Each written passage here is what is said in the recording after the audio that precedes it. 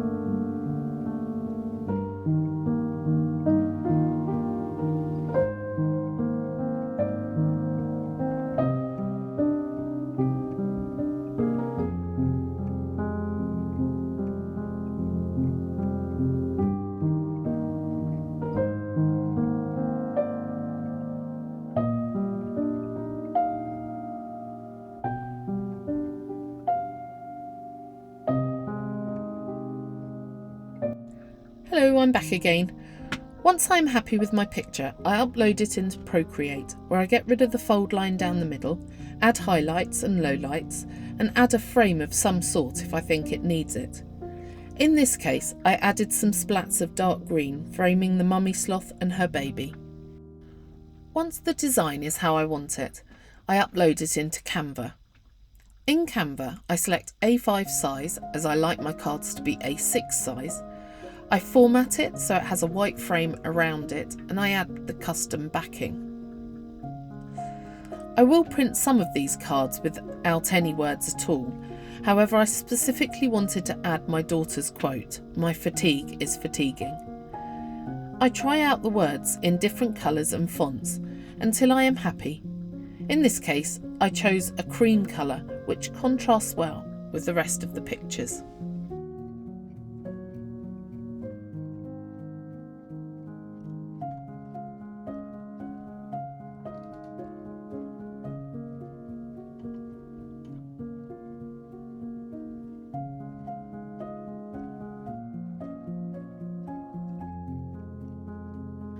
Next, I download a copy of the card. I download as a PNG, as I find this prints the best on my printer. As you can see, I also download a copy without any words. This gives my customers a bit more flexibility.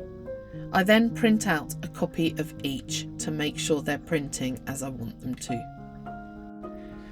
In this case, I will be going back into Canva, as I have misjudged the white frame at the top. It is too wide compared with the other sides. Once I have printed the cards, I will use my handy dandy card scorer to score and fold. Lastly, I pair it with an envelope, and it is ready to be photographed to go into my Etsy store.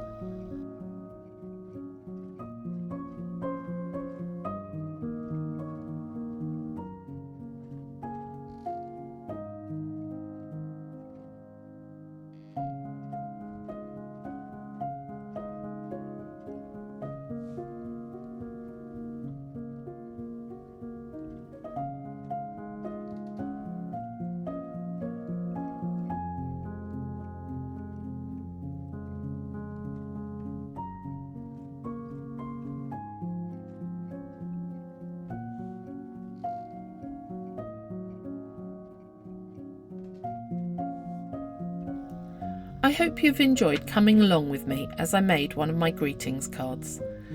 If you enjoy this kind of content, please do like and subscribe. I will see you next week. Until then, don't forget to dream impossible dreams.